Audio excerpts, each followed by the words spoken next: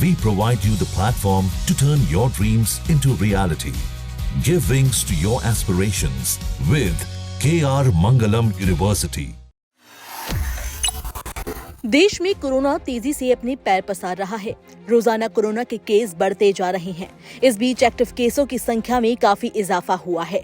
ये 3700 के पार चला गया है। एक्टिव केस की बात करें तो 1 जून तक कुल सक्रिय मामलों की संख्या 3758 है।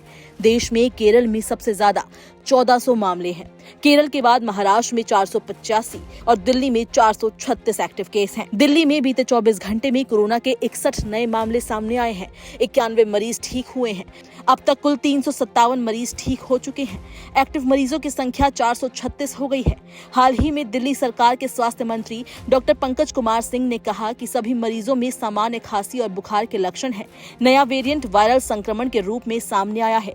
मौजूदा स्थिति में लग रहा है कि ये धीरे धीरे कम हो जाएगा। एहतियात के तौर पर अस्पतालों को दिशा निर्देश जारी किए गए हैं। स्थिति पर नजर रखी जा रही है। दिल्ली स्थिति से निपटने के लिए तैयार है। बताया जा रहा है कि ओमिक्रॉन के JN.1 वेरिएंट के स्वरूप में थोड़ा बदलाव आया है। इसकी वजह से संक्रमण देखने को मिल रहा है। ओमिक्रॉन और इसके JN.1 वेरिएंट का संक्रमण पहले भी सामने आ चुका है और उस समय भी ज्यादातर मरीजों में हल्के लक्षण ही देखने को मिले थे। वहीं देश की बात करें तो बीते 48 घंटों में 1000 से ज्यादा केस सामने आए हैं। स्वास्थ्य विभाग के मुताबिक जनवरी से लेकर अभी तक कुल 28 लोगों की मौत हो गई है। शनिवार को बेंगलुरु में 63 साल के व्यक्ति की भी मौत हुई है। इस मरीज को दोनों वैक्सीन के साथ साथ बूस्टर डोज भी लगी थी। दिल्ली में भी 60 साल के एक बुजुर्ग की मौत हो गई है। केरल और महाराष्ट्र में सबसे ज्यादा 7 लोगों की मौत हुई है। हरियाणा में कोरोना संक्रमण की संख्या बढ़ती जा रही है। शनिवार को प्रदेश में 7 और कोरोना मरीज सामने आए हैं। गुरुग्राम में 3 और फरीदाबाद और पंचकुला में 2 लोगों की रिपोर्ट पॉजिटिव मिली है। प्रदेश में अभी तक 6 जिलों में कुल 45 कोरोना संक्रमित मामले सामने आ चुके हैं। इनमें से 15 ठीक हो चुके हैं। अब तक सबसे ज्यादा गुरुग्राम में 19 और फरीदाबाद में 16 मरीज मिले हैं। करनाल में 5, पंचकुला में 3 और यमुनानगर और हिसार में 1 मरीज में कोरोना की पुष्टि हुई है।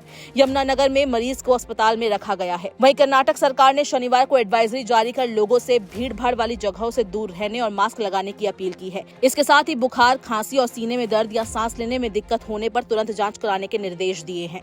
मिजोरम में 7 महीने बाद कोविड का पहला मामला सामने आया है। शुक्रवार को 2 लोगों में कोविड की पुष्टि हुई है। स्वास्थ्य विभाग के अधिकारियों ने बताया कि राज्य में इस तरह का आखिरी मामला 7 महीने पहले आया था। आपको बता दें कि शुक्रवार को केंद्रीय स्वास्थ्य एवं आयुष राज्य मंत्री स्वतंत्र प्रभार प्रताप राव जाधव ने कहा कि केंद्र किसी भी परिस्थिति से निपटने के लिए पूरी तरीके से तैयार है। उन्होंने एक समाचार एजेंसी से बात करते हुए बताया कि हमारा केंद्रीय स्वास्थ्य विभाग और आयुष मंत्रालय पूरी तरीके से सतर्क है। उन्होंने आश्वासन दिया कि हर परिस्थिति पर नजर रखी जा रही है।